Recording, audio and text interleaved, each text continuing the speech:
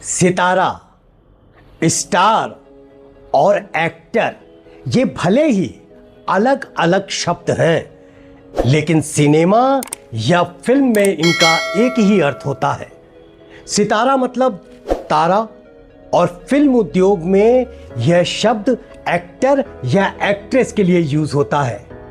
फिल्मी acting line में जो भी जाना चाहता है उसकी एक ही महत्वाकांक्षा यानी एक ही इच्छा होती है कि वो एक दिन स्टार बने, सितारा बने, मतलब वो भी चमके, उसके व्यक्तित्व में, नाम में, काम में एक चमक हो। नमस्कार, आदाब, सत श्री अकाल, प्रणाम।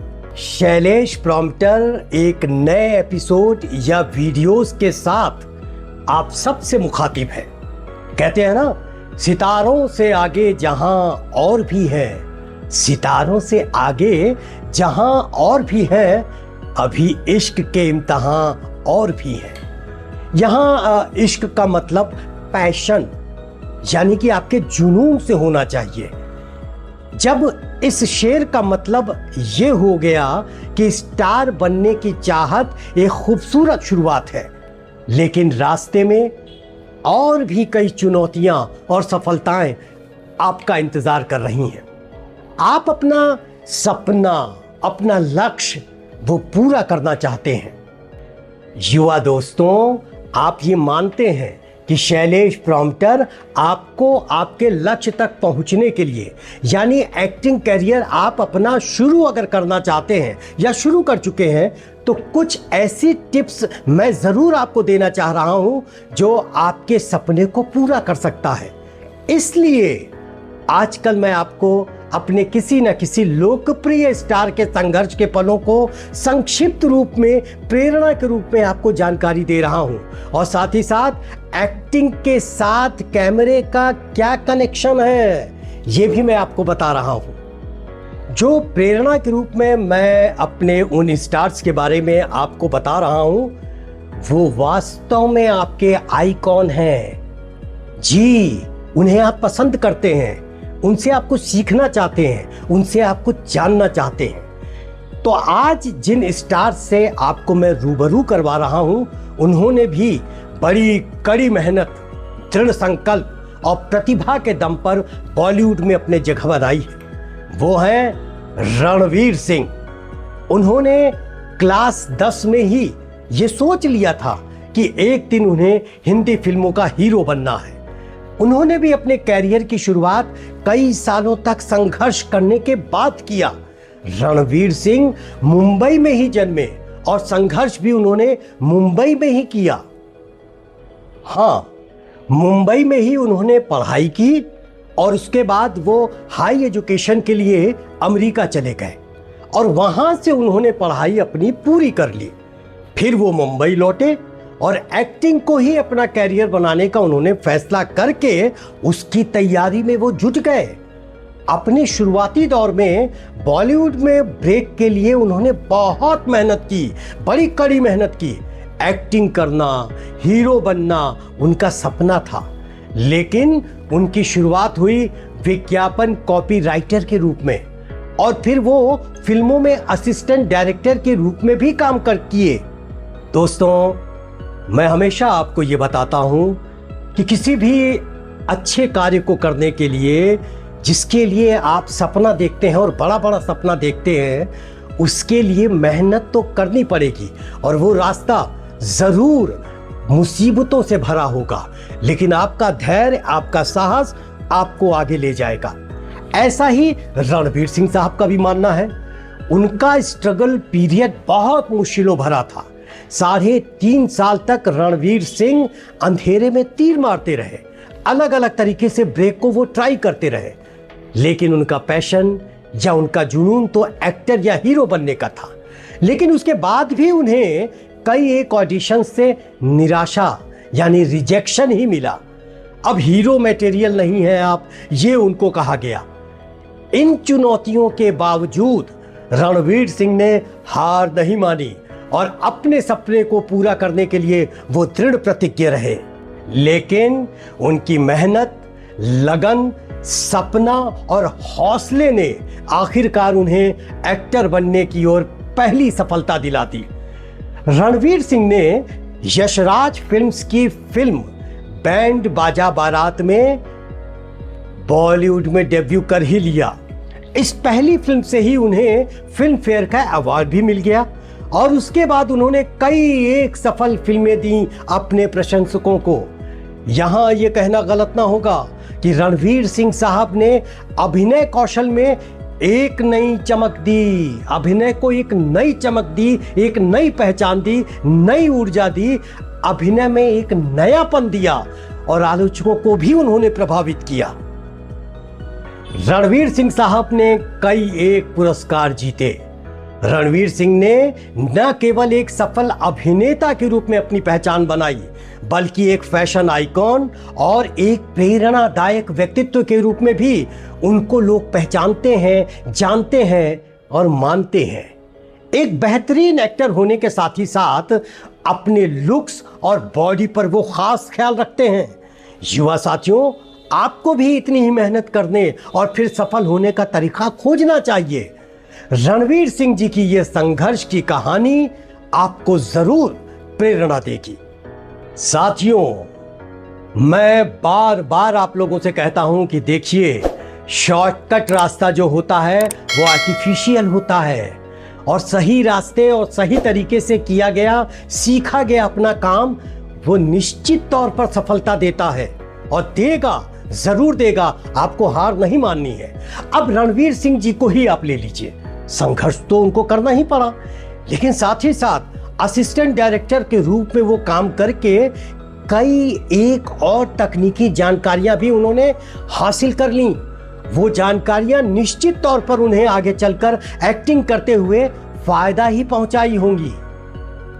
उसी तरह मैं अपने युवा दोस्तों से भी, आप लोगों से भी यही कहता आ रहा हूं कि आप एक्टिंग के साथ ही साथ अभी फिलहाल कैमरा तकनीक के बारे में जरूर कुछ जान ले कि एक्टिंग के लिए कैमरा एंगल्स और शॉट्स क्यों मायने रखते हैं। इस कड़ी में आज मैं आपको बताने जा रहा हूं OSS शॉट के बारे में, यानी कि ओवर शोल्डर शॉट। ये कैमरा एंगल का एक प्रकार है जिसमें फिल्म या वीडियो में एक कैरेक्टर के कंधे और सिर के ऊपर से दूसरे कैरेक्टर को दिखाया जाता है, यहां से इसको और यहां से इसको। आमतौर पर यह शॉट दो कैरेक्टर्स के बीच बातचीत के लिए यूज किया जाता है। इसमें सबसे अच्छी और सरल बात आपके लिए एक्टिंग करते हुए ये रहती है कि एक कैरेक्टर दूसरे कैरेक्टर की आंखों में आंखें डालकर सीधे बात करता है, यानी लुक के टेंशन से तो आप बच गए। कैमरा एंगल के लिहाज से OSS शॉट में वैसे तो प्राथमिक तौर पर जानकारी के अनुसार जो खास बात होती है वो मैं पहले भी आपको बताता रहा हूं, लेकिन एक जानकारी मैं और बहुत टेक्निकल आपको दे दूं जो अमूमन देखा गया है या हम लोगों ने भी पढ़ा है और देखा है, वो ये कि अगर एक नंबर किरदार के लेफ्ट साइड कैमरा रखा गया है तो 2 नंबर के राइट साइड ही कैमरा OSS शॉट बनाएगा। लेकिन आजकल जो नई नई तकनीकें आ रही हैं, नए नए बच्चे आ रहे हैं जो डायरेक्ट भी कर रहे हैं और फिल्म लाइन से जुड़ रहे हैं, उनके लिए लेफ्ट राइट का कोई मतलब ही नहीं है। जो पहले की थ्योरी हुआ करती थी, ठीक है, उसको लोग नज़रअंदाज भी कर रहे हैं क्योंकि ये डायरेक्टर महोदय की आपका अपना निर्णय होता है। चूंकि इस शॉट में मूवमेंट की संभावना कम रहती है, इसलिए आपका पूरा ध्यान आपकी body language, face expression, eyes की ही ओर होना चाहिए। हाँ, कभी कभी कुछ डायरेक्टर्स राउंड ट्रॉली यूज करते हैं इस शॉट के साथ, यानी OSS शॉट के साथ। तब आपको डायरेक्टर महोदय के आदेशानुसार ही काम पर ध्यान देना चाहिए। मेरे ख्याल से शायद ही कोई ऐसी मूवी होगी जिसमें यह शॉट यूज ना किया जाता हो। ओवर शोल्डर शॉट यानी OSS शॉट, इसे आप अच्छी तरह से समझ लीजिए, जान लीजिए और दिमाग में बैठा लीजिए, इसलिए कि लगभग हर मूवी में इस शॉट का प्रयोग डायरेक्टर्स करते ही करते हैं। लेकिन युवा साथियों, इन सब के साथ dialogue delivery, character, body language, इन पर आपको विशेष ध्यान देना जरूरी है। अगर आप कैरेक्टर से बाहर हो गए, डायलॉग डिलीवरी आपकी सही नहीं है, तो बॉडी लैंग्वेज आपका साथ नहीं देगी। ये मैं प्रैक्टिकल बोल रहा हूं, मैं व्यक्तिगत आपको बता रहा हूं कि ऐसा है। जबरदस्ती बनावटी बनने की कोशिश मत कीजिए कि कोई कहे हंसो हंसो हंसो और हंसो और तेज करो और इससे अभिनय नहीं होगा। आप अलग बैठकर उसको फील कीजिए, डायलॉग्स को देखिए, कॉमा, फुल स्टॉप, इन सब चीजों को लेते हुए किरदार को बिल्कुल डूब के, और तब अपने आप को बॉडी लैंग्वेज के लिए पूरी तरह से तैयार कीजिए। नहीं तो अभिनय आर्टिफिशियल एक्टिंग लगेगा। आर्टिफिशियल कैमरा तो सिर्फ आपके अभिनय को सजाने, निखारने या हाईलाइट करने का एक माध्यम है, आपके कैरेक्टर को उभारने का एक माध्यम है। वो आपको एक्टिंग नहीं सिखाएगा।